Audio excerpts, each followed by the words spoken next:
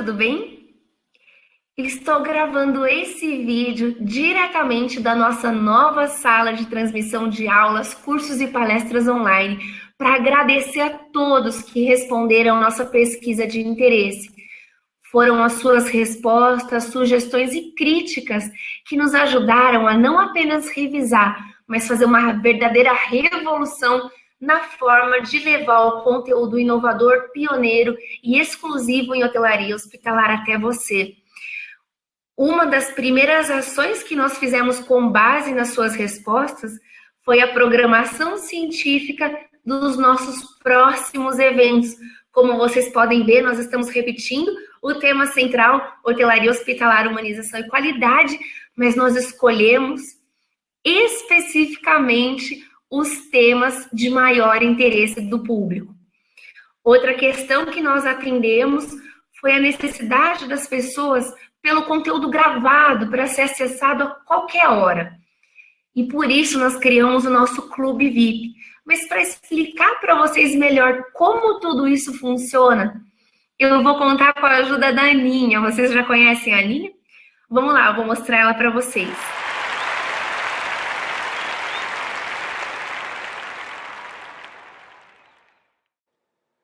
Olá pessoal, tudo bem? Eu sou a Aninha, como vão vocês?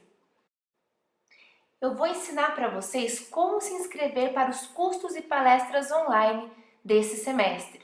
Existem duas opções, presta atenção. A primeira opção são as inscrições individuais do nosso evento de tema central hotelaria hospitalar, humanização e qualidade. Para se inscrever, corre lá no site, que você já sabe, é a sua referência em hotelaria hospitalar na web, e clica em eventos. Tá muito pequeno isso aí, vamos ampliar? Ótimo! Agora sim! Tem como vocês verem que todos os meses, de julho a novembro, nós temos uma programação de um curso com 4 horas de duração e 2 palestras com no mínimo 1 hora de duração. Tá, mas ainda não dá para ver. Ah, agora sim melhorou. Em julho nós teremos os top 2 temas mais votados na nossa pesquisa de satisfação: gerenciamento de enxoval e higienização hospitalar. Em agosto será abordado gerenciamento de leitos, gestão de pessoas e de contratos. Em setembro estaremos abordando estratégia, qualidade e acreditação. Em outubro, humanização, hospitalidade e acolhimento. Como se inscrever? Basta você clicar em cima do banner que anuncia todos os cursos e palestras. Você automaticamente vai ser direcionado para essa página de inscrição. Você pode tanto clicar para se inscrever no Clube VIP, que nós vamos explicar daqui a pouquinho, como você pode rolar a tela um pouco mais para baixo e observar que as palestras estão incluídas individualmente. E aí você pode escolher a palestra ou curso que você quiser, do tema que for do seu maior interesse. Vamos aqui escolher uma para mostrar para vocês, por exemplo, case gerenciamento de enxoval passo a passo. Clica e você automaticamente será direcionado para a página de inscrição. Clica em inscreva-se e você vai escolher entre 2 horários. Veja qual é o melhor para você, de manhã ou à noite. Escolha também o seu fuso horário e prossiga para a confirmação da sua inscrição, que é pelo PagSeguro. PagSeguro você já conhece, pode fazer em cartão de crédito à vista ou parcelado ou via boleto. Assim que a sua inscrição for confirmada, você estará recebendo e-mails com instruções e detalhes para acesso no dia e horário escolhidos. Agora, apertem os cintos que nós estaremos levando vocês a locais nunca antes navegados. A segunda opção é se inscrever para o pacote total por meio do nosso Clube VIP. Como se tornar um membro do Clube VIP? Volta lá no nosso site que você já conhece, é a sua referência em hotelaria hospitalar na web. Clica em Clube VIP. De novo, vamos ampliar essa imagem. Ótimo, excelente. Você vai verificar que a programação é muito parecida com os eventos já divulgados. A grande diferença está em como esse conteúdo chega até você. Nós preparamos uma plataforma que vai te dar acesso a todas as palestras e cursos realizados a qualquer hora, em qualquer lugar, inclusive para ser transmitido para a sua equipe. Cansou da sala de aula? Ou você não tem disponibilidade para estar em todos os eventos que gostaria? Nós levamos os eventos, palestras e cursos até você, na hora que você quiser, onde quer que você esteja. Seja no conforto da sua casa no sul ou no norte do país, ou até mesmo no seu local de trabalho.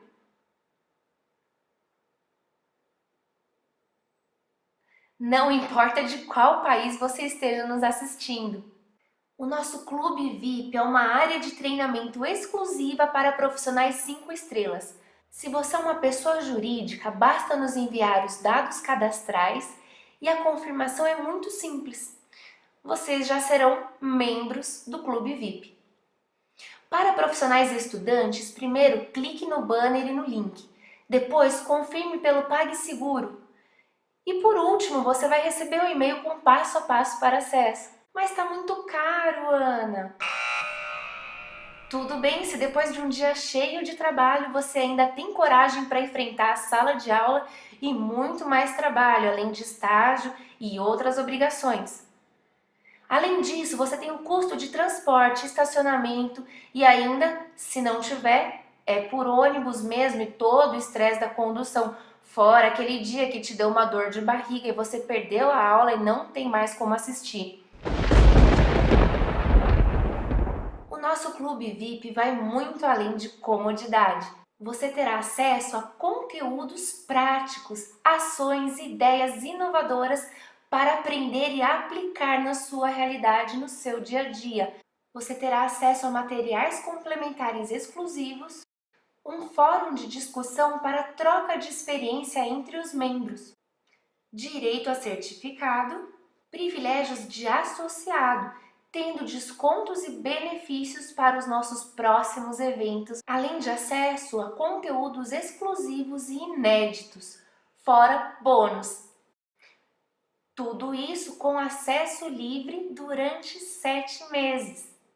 E os membros que confirmarem inscrição no período de pré-venda terão acesso por 1 ano.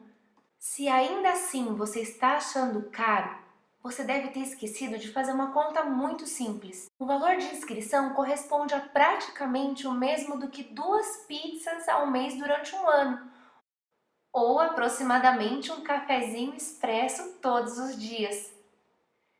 Tá esperando o quê? Corre lá para o site e garanta a sua inscrição agora!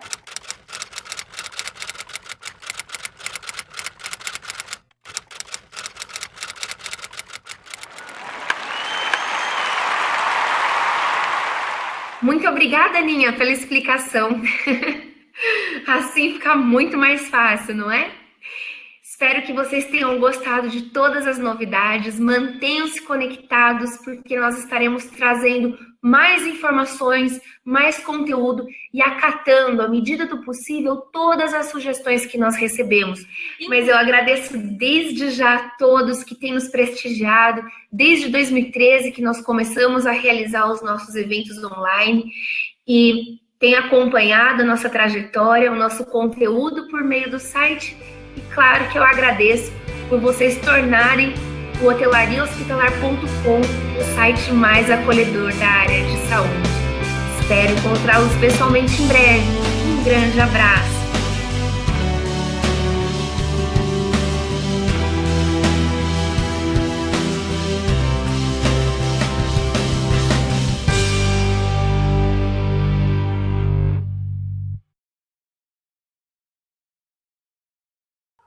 Olá a todos, sejam bem-vindos à nossa palestra Fatores que contribuem para o aumento da vida útil do enxoval. Nós estamos aqui com o administrador de empresas, Eduardo Campos, que há mais de 20 anos tem atuado diretamente com produtos químicos e ele vai esclarecer tudo sobre como os produtos químicos e outros fatores externos impactam na vida útil e durabilidade do nosso enxoval. Espero que vocês gostem. Eduardo, fique à vontade. Pois bem, pessoal, é com muito prazer que eu tenho essa oportunidade para passar um pouco do conhecimento que nós temos durante mais de 20 anos aí lidando com a lavagem de enxoval, né, de todos os segmentos, mas especificamente aqui o enxoval hospitalar, para dar um feedback para você sobre as mudanças que aconteceram. Vamos lá. Hoje nós sofremos muito com a qualidade do algodão que nós recebemos, né? O enxoval não é mais aquele enxoval que era vendido antigamente, né? Antigamente nós tínhamos um enxoval basicamente de composto de algodão aqui do Brasil, que era um algodão de boa qualidade, mas com o passar dos anos nós começamos a receber enxoval confeccionado com algodão do Paquistão, enfim, todas essas outras coisas que a gente recebe. Então o enxoval que nós temos hoje já não é de muito boa qualidade. Além do mais, com o passar dos tempos, a medicina, enfim, todas as outras coisas foram contribuindo para que novos medicamentos fossem lançados, novas técnicas de medicina, enfim, novos compostos químicos, o que aumentou demasiadamente o tipo de sujidade que a gente encontra hoje nos enxovais. Então, os produtos químicos também tiveram que criar vamos dizer, eles tiveram também que ser aumentar a capacidade de lavagem, tiveram que ter suas formas revistas para que a gente pudesse ter um produto químico de boa qualidade. Vamos, né, antes da gente falar exatamente de produto químico, enfim, de tudo aquilo que nós estamos falando, vamos passar rapidamente um pouco sobre aqui, fazer uma pincelada sobre as fibras têxteis, né? Hoje nós encontramos basicamente as fibras têxteis naturais e artificiais, né? Sendo as naturais as mais conhecidas, as vegetais, em atenção para o algodão, e as artificiais, né, são aquelas produzidas em indústrias, os polímeros sintéticos, sobretudo as fibras de poliéster, né, que nós temos, né. E é muito importante para o profissional de lavanderia ter essa classificação em mãos, né, porque através dela é que muda todo tipo de mecânica de lavagem, produto químico, temperatura, enfim, é muito importante identificar aquilo que ele vai lavar. Ou seja, dentro de uma lavanderia, nós podemos ter diversos tipos de fibras e compostos e assim ter diversos tipos de processos, né? Por isso, já começamos a cair por terra que não existe um processo milagroso, né? Às vezes eu chego em clientes que dizem, eu queria um processo para isso e um processo para aquilo. Não existe, né? E se a gente criar um processo dessa maneira, em algum momento a gente vai estar pecando com alguma coisa, não vai ser 100% de resultado, né? Vou dar um exemplo. Se você tem tecidos de algodão e de poliéster, por exemplo, nós temos, por exemplo, os alvejamentos dos poliésteres, né? Eles não precisam ser tão alvejados, já os algodões precisam. Já diferente dos amaciamentos, por exemplo, os poliésteres não precisam de amaciamento e os algodões sim precisam. Então não há como fazer um processo padrão. É a primeira coisa que nós já quebramos aí. Bom, diante dessas fibras têxteis, eu pego como as principais aí o algodão e o poliéster, para que a gente, né, passe para vocês alguns detalhes específicos de cada fibra, né? Essas fibras, né, elas têm algumas propriedades que são vantagens e desvantagens, né? Que não existe assim, qual a fibra ideal? Não, nós vamos ver aqui que não existe uma fibra ideal, que o que nós temos é um composto e nós temos que escolher. Então, vamos lá, por exemplo. Vamos pegar aqui entre o algodão e o poliéster, vamos pegar em relação ao comprimento da fibra. Um algodão, por exemplo, ele tem tamanho entre 13 a 4 milímetros. Então, vamos dizer que a fibra de algodão é mais ou menos deste tamanho, né? Então, para você confeccionar um fio, um lençol de 2 metros, essas fibras elas vão se enroscando e fazendo diversos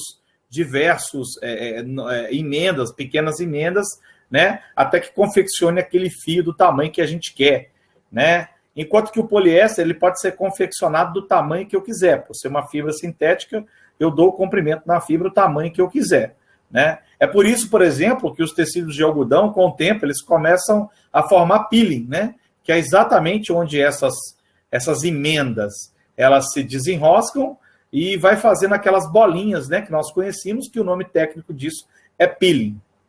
A composição básica do algodão é a celulose e o poliéster é o poliéster, né, a fibra de poliéster mesmo. A densidade, 1,55 gramas por centímetro cúbico do algodão, 1,22 a 1,38 gramas do poliéster. Então, aqui nós já podemos afirmar que a densidade do algodão é maior que a do poliéster. Por isso que as toalhas, né, por exemplo, felpudas, macias, são de algodão, porque elas têm mais densidade, são tecidos mais encorpados, né? Aqui eu vou falar um pouco sobre as resistências. A resistência a seco. Como que a gente calcula essa resistência? Se eu pegar um fio de algodão, né, um fio de algodão, e esticando esse fio, deixando com que ele se arrebente pelo próprio peso, o algodão de 12 a 14 quilômetros de distância, ele não vai mais suportar o seu próprio peso. Enquanto que o poliéster, de 38 a 45 quilômetros. Então, nós podemos afirmar que a tração a seco do poliéster é muito maior. Quando nós molhamos essas fibras, nós temos a resistência a úmido.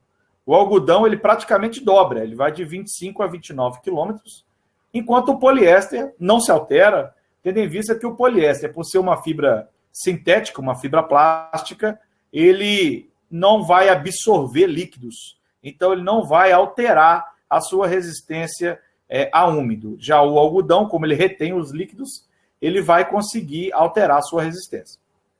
Bom, em relação aos produtos químicos, nós temos a resistência aos produtos ácidos.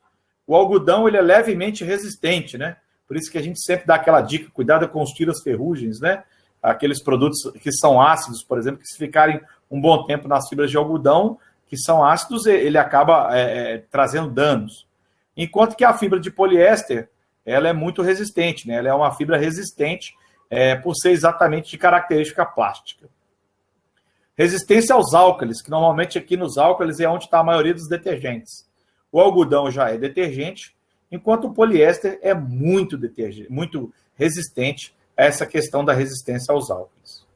Bom, a absorção do algodão é considerada como boa, enquanto a do poliéster é baixa.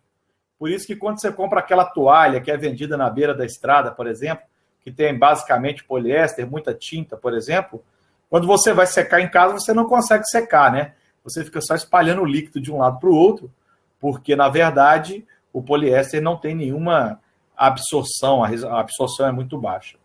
Quanto à durabilidade, a gente classifica o poliéster, o algodão, como tem média durabilidade, enquanto o poliéster tem boa durabilidade, né? Exatamente por não sofrer com os produtos químicos. A estabilidade também é média do algodão e a do poliéster é muito boa. Conforto bom do algodão e muito baixo do poliéster, né? O poliéster ele não retém líquidos, então quando a gente começa a transpirar sobre uma fibra de poliéster, você começa a sentir a fibra molhada, escorregadia, né? Enquanto o algodão absorve, né? Também tem a questão da maciez, né? O poliéster ele não tem nenhuma maciez, enquanto o algodão dá um toque, um caimento mais tranquilo. O custo do algodão hoje ainda é médio, e o custo do poliéster é alto, né? Embora o poliéster e o algodão, eles têm... o algodão ele tem tido uma alta de preço e o poliéster tem tido baixa pelo seu volume de consumo. Por isso que é bom a gente mesclar, né? A gente vê muitas peças mescladas. Quanto ao custo de lavagem, o algodão, por ele reter muito líquido, ele retém muita sujidade. Então, acaba que seu custo de lavagem é considerado alto. Enquanto o poliéster, por ele não ter não reter, ele acaba sendo médio, né? O tempo de centrifugação do algodão é considerado alto e o do poliéster é baixo, exatamente porque ele não retém líquidos, então é fácil soltar o que está sobre ele. Mesma coisa em relação ao tempo de secagem, que o algodão tem um tempo de secagem alto e o poliéster, como ele não retém, ele seca rápido, ele rapidamente seca, né? Essas roupas de poliéster, elas costumam sair até mesmo da centrífuga quase que secas, né? Quem tem muita roupa de poliéster percebe isso. A calandragem Nós temos a calandragem hoje. O algodão, ele tem uma média calandragem, porque costuma ficar mal passado, ficar com marcas no algodão, enquanto o poliéster tem uma boa calandragem. Às vezes o poliéster não precisa nem de calandrar, que ele por si só já fica plano, né? Propriedades biológicas, né? O algodão é médio, né? Você precisa estar atento à questão de acabar com as bactérias em cima dele, enquanto que o poliéster ele tem boa, exatamente por ele não ser um produto orgânico, ele não retém muitas propriedades biológicas.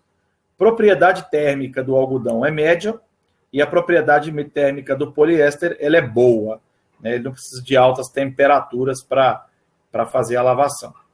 Bom, eu digo para vocês que os produtos químicos, né, que envolvem os processos de lavagem, também dando uma pincelada rápida, nós temos os produtos químicos que eles são como se fosse uma guerra de pH.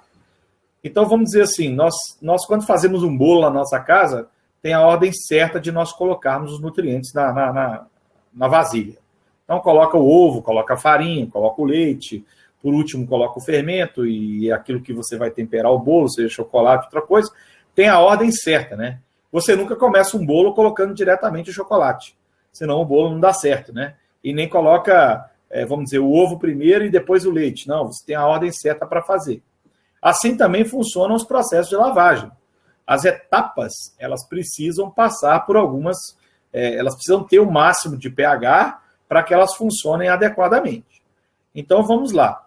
Hoje, a umectação, ela tem que girar de ácida para neutro, né? O que a gente considera o neutro aqui até 7,5, 8, em processo de lavanderia é considerado neutro. Então, a umectação, nós consideramos que ela ficando entre 3 e 8, um pH de umectação muito bom. Nós nunca podemos ter uma umectação alcalina. Por quê? Porque os produtos alcalinos acabam fixando as sujidades proteicas. Então, se você tiver lavar com muita alcalinidade, seu processo não é bom, né? O seu processo não vai funcionar bem, sua roupa vai ficar manchada. Então, nós indicamos que a umectação tem que ficar entre 3 a 8, né, de banho para que funcione bem. Logo depois, as etapas de lavagem e pré-lavagem, elas podem ser feitas com boa alcalinidade, porque é nessa hora que nós vamos arrastar os residuais proteicos e também as sujidades oleosas, né? Oleosidades de corpo, de pomadas, de medicamentos, de óleos corporais, enfim. É nessa hora que nós vamos fazer o arraste dessas sujidades. Então, a sujidade, se você puder trabalhar com essa sujidade com pH um pouco mais alto, com banho, você vai ter ganho de remoção nisso. Lembrando que nem todos os detergentes podem trabalhar com pH muito alto. Por exemplo, o detergente enzimático não pode trabalhar com pH muito alto, senão as enzimas se desnaturam e você acaba não tendo um aproveitamento dele. Então, quando eu digo que vai de 8 a 12, isso depende muito do tipo de detergente que você está utilizando. Da mesma forma, os alvejamentos. Os alvejamentos eles vão funcionar entre 9 e 12. Vai depender aqui do tipo de alvejante que você deve estar trabalhando. Por exemplo, um ácido peracético você pode chegar a 12, enquanto que um cloro não pode passar de 10,5. Então, você tem que trabalhar isso com o seu fornecedor para que você tenha essas nuances e você consiga fazer um processo de lavagem equilibrado.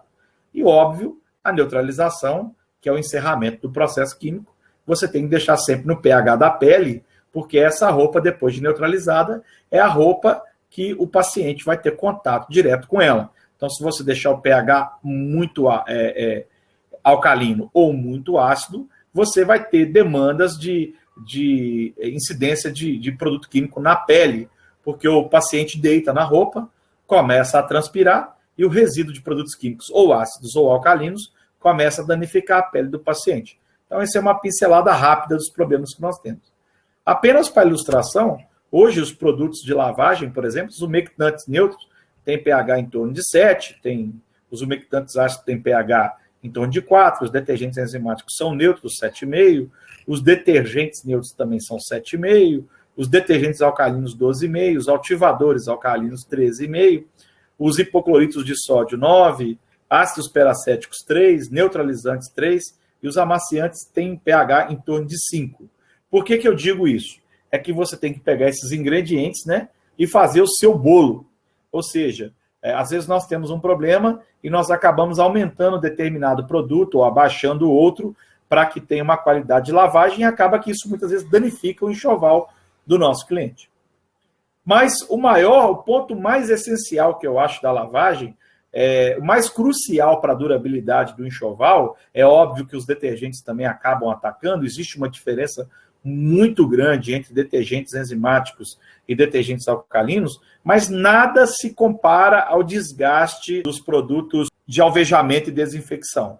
Então, aqui nessa tabelinha, eu selecionei para vocês um pouco do que a gente encontra no mercado hoje, em termos de produtos para alvejamento e desinfecção, para que vocês tenham uma noção básica daquilo que vocês podem trabalhar. Bom, vamos lá. Vamos falar primeiro do ácido peracético, do perborato, do hipoclorito, do ozônio e do peróxido. A ação bactericida de cada um. O peracético tem uma boa ação bactericida, assim como o perborato também tem boa ação bactericida. E o hipoclorito, né? O hipoclorito de sódio também muito boa. O ozônio excelente, classificado como excelente. E o peróxido, ele tem ação bactericida regular. Dano em algodão, né? Aí vocês podem ver na tabela que o que tem maior dano em algodão é o hipoclorito de sódio, por ele ter essa característica bastante oxidante, né? Dano em poliéster, né? Vocês vão ver que o ácido peracético é o que sofre maior dano no poliéster, e embora o ácido peracético não sofra desgaste, nós estamos considerando aqui o ataque às cores, essas coisas todas, que é uma naturalidade quando você usa ácido peracético, a roupa não ser tão branquinha como deveria. Biodegradabilidade aqui, hoje, com exceção do hipoclorito, todos os outros são muito bons, mas o hipoclorito é pobre, porque o hipoclorito carrega em sua formulação ainda a famosa soda cáustica. Então, por ter como estabilizante a soda cáustica, fica comprometida a sua biodegradabilidade logo depois do enxoval. Temperaturas ideais, né? Aí as pessoas vão perguntar, Eduardo, eu não tenho 40 a 70 graus em ácido peracético, funciona a frio? Funciona, né? Aí nós vamos voltar lá naquela tabelinha, menor temperatura, maior tempo, né? Então, se você tem temperatura, você pode alvejar, desinfetar com 10 minutos. Se você não tem temperatura, você vai aumentar o tempo porque o alvejamento vai sofrer. Então, eu estou colocando temperaturas ideais. Então, por exemplo, o ácido peracético, de 40 a 70 graus, ele funciona muito bem. O perborato, de 60 a 85 graus. O hipoclorito não pode passar de 45 graus. Então, você não pode aquecer o hipoclorito em hipótese alguma. O ozônio, sempre temperatura ambiente, 36 graus. E o peróxido só funciona de 60 a 85 graus. E eu até chamo atenção para a questão do peróxido, que hoje eu vejo no mercado uma série de empresas que não têm condições de trabalhar com ácido peracético e oferecem o peróxido de hidrogênio a frio para os clientes que não têm temperatura. Peróxido de hidrogênio a frio não funciona como desinfetante hospitalar. Que isso fique claro para as pessoas, porque eu vejo isso muito no mercado hoje. Chega num cliente que está usando peróxido de hidrogênio a frio, e a gente sabe que o peróxido de hidrogênio ele precisa estar pelo menos a 60 graus efetivos para que faça a desinfecção. Você vai ter uma roupa branquinha, bonita, mas nunca desinfetada, sobretudo em ambientes hospitalares hoje, que a gente tem um problema sério com bactérias resistentes. A neutralização do ácido peracético a gente classifica como difícil, porque por ele ser um produto muito ácido, às vezes você tem que neutralizar com produtos base, né, com produtos alcalinos, né? Todos eles têm bom poder alvejante, né? Só o peracético que a gente considera como médio, porque ele acaba acinzentando um pouco a roupa, e todos os demais têm bom poder alvejante. Isso aí é uma tabelinha para vocês compararem. Então, isso é só um feedback para vocês, né? Para essas coisas. Eu hoje vejo como muitas vantagens os detergentes enzimáticos. Os detergentes enzimáticos, ele tem como vantagens menos alcalinidade, né? Menor desgaste do tecido, porque a alcalinidade acaba atacando os algodões. Ele aumenta a vida útil do enxoval por causa disso, porque você tem menos alcalinidade, mais durabilidade do algodão, maior vida útil. Redução da taxa de retorno das lavanderias em 20%, porque os detergentes enzimáticos atacam basicamente sujidades proteicas, e como sujidades proteicas, nós temos essa característica como é que eu vou dizer, é o que a gente encontra no hospital, e o detergente enzimático ataca isso mesmo, né? Tem maior eficiência de processo, não é de deixar muitos resíduos, economia do tempo de processo, né? gasta menos tempo, menos água, menos energia, né, por ser um produto mais coisa. Acaba com a redução de químicos, principalmente os alvejantes, porque quando a gente trabalha com detergentes comuns, a gente tem que ter uma alta carga para tirar matérias proteicas, e com os detergentes enzimáticos eu posso diminuir essa carga. E a grande vantagem, né, sobretudo para aqueles lugares hoje que tem o monitoramento do esgoto, que as enzimas são totalmente biodegradáveis, diferente da soda que está presente nos detergentes alcalinos. Existem testes hoje, eu acompanhei um teste, né, e os detergentes enzimáticos versus detergentes alcalinos, e quando o algodão chegou a 200 lavagens, a entidade, que eu não posso citar o nome aqui porque foi um trabalho particular, mas a entidade já considerou o algodão como estando num espaço, já ter dado toda a sua vida útil. E os testes com detergentes enzimáticos chegaram a 600 lavagens. Ou seja, 3 vezes mais se você usar detergente enzimático versus detergentes, detergentes alcalinos, né? Então, para que vocês tenham. Bom, algumas manchas específicas que nós encontramos em tecidos são o mofo, né? Muito comum o mofo. Lembrando que o mofo só sai com alvejamento forte, e muitas vezes, se for em peças coloridas, nós teremos problemas em remover essas peças coloridas, porque esse alvejamento forte vai, né, danificar também as cores do tecido. Temos aqui manchas de tecido de sangue ou sujidades proteicas.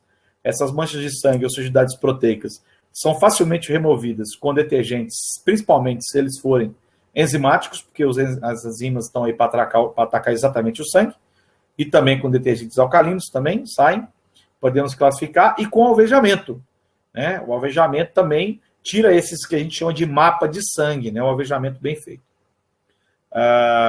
Temos as manchas de ferrugem, muito comuns também nos ambientes hospitalares, as manchas de ferrugem, que são manchas que saem apenas com sequestrantes de ferro, né? Eles não saem com detergentes comuns nem com alvejamento. Não adianta botar de molho, fazer outras coisas, não, porque não saem com esse tipo de situação. Temos o famoso arrasto, né? Quando as pessoas pisam, usam lençóis e toalhas para limparem alguma coisa, nós temos as manchas de arrasto, e essas manchas só vão sair com detergência forte. E muitas vezes, se esse arrasto teve bastante fricção, há necessidade de esfregamento manual para poder fazer, senão a mancha não vai sair, se ela estiver impregnada nas fibras. Temos a oxicelulose, que é causada por produtos químicos oxidantes, que oxidam a fibra de algodão, né, que acabam provocando danos no tecido, que também é muito coisa, chamada de oxcelulose, né, é exatamente fazer com que o algodão se torne solúvel em água, e aí a água vem e remove essa parte do algodão. Temos também as manchas causadas por alvejantes, né? Quando nós colocamos, principalmente em campo cirúrgico, aparecem aquelas manchas brancas. Isso é causada por desequilíbrio no processo de alvejamento, e aí você acaba tendo essas manchas esbranquiçadas em roupas sintéticas.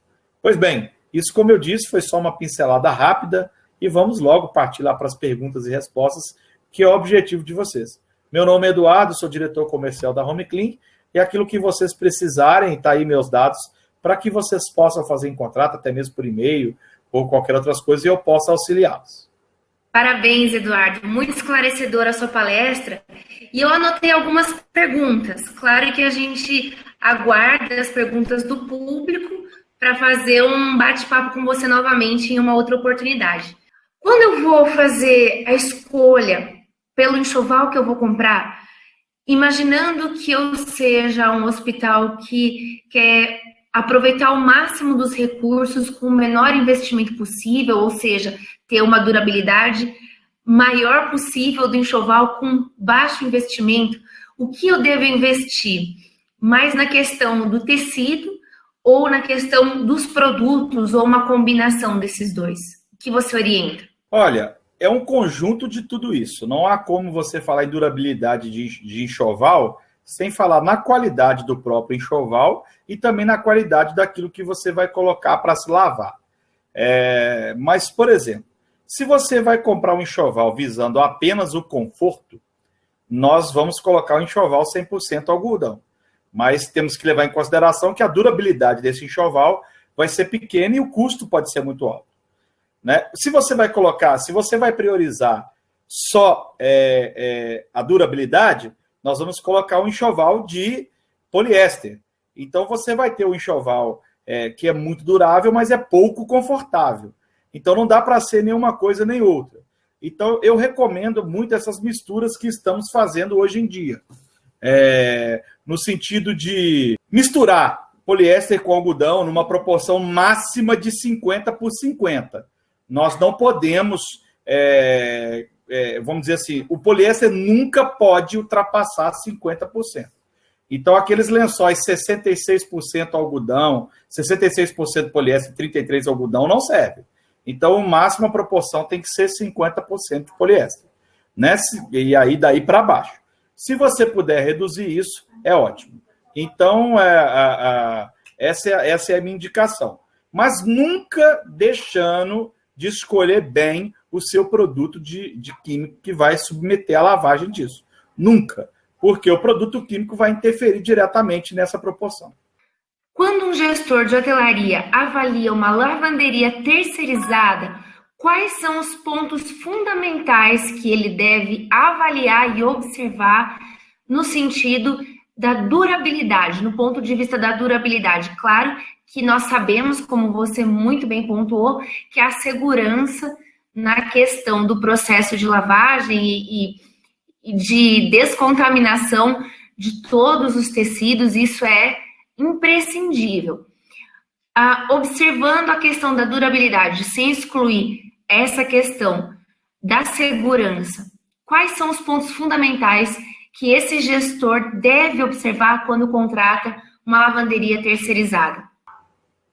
Essa é uma pergunta boa, Ana, e ela vai ser bastante polêmica a resposta. Eu sei que vai dar uma boa discussão, tendo em vista que quando a gente fala de lavanderias terceirizadoras, a gente fala dos mais diversos tipos. Existem lavanderias excepcionais que primam pela qualidade, se preocupam com isso, e nós temos lavanderias que não estão nem aí, elas querem lavar, faturar e acabou, é o papel delas.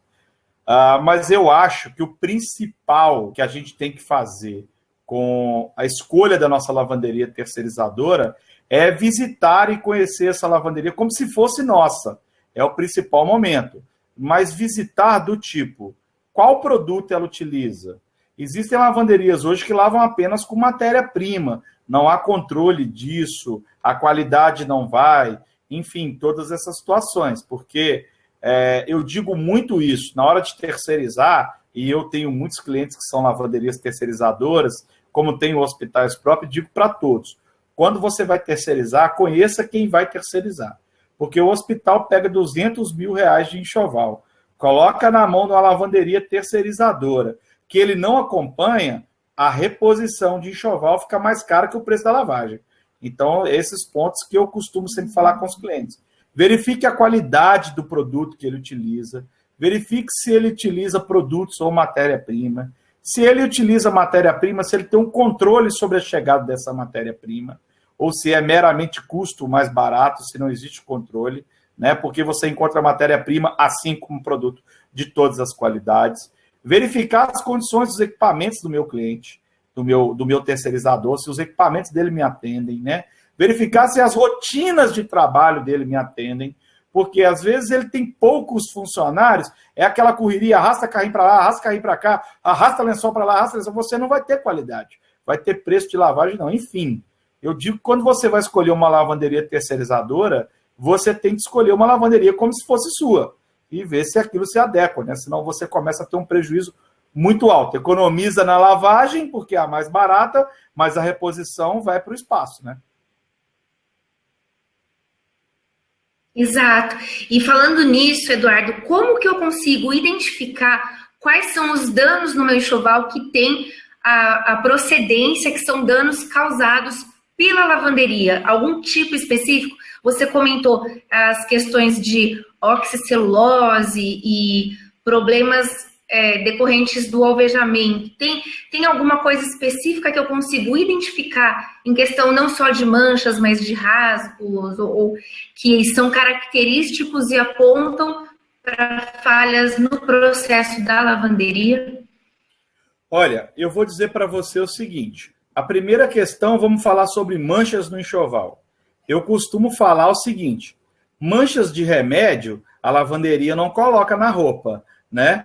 é uma coisa que eu falo com os meus clientes. A lavanderia pode estar, no máximo, não conseguindo limpar, mas colocar na roupa mancha de remédio, de medicamento, a lavanderia não põe, né? Agora, se você tem incidência muito grande de mancha de arrasto, isso pode ser um problema da instituição hospital, como pode ser um problema do manuseio desse enxoval, separação dentro da própria lavanderia. Às vezes a lavanderia não tem carrinhos suficientes, aí acaba arrastando enxoval até a máquina através de coisas para colocar na máquina, arrastando, né? Muitas vezes o enxoval, o próprio lençol serve de trouxa, né? Isso aumenta a incidência de retorno, por isso que eu disse senão da fiscalização. Agora, quanto a danos químicos, é uma questão seguinte, porque a oxicelulose, normalmente, ela é formada, ela é ocasionada pelos produtos alvejantes que são oxidantes. E, na verdade, as duas pontas, né, tanto o hospital quanto a lavanderia, utilizam-se desses produtos. Então, o que eu falo muito?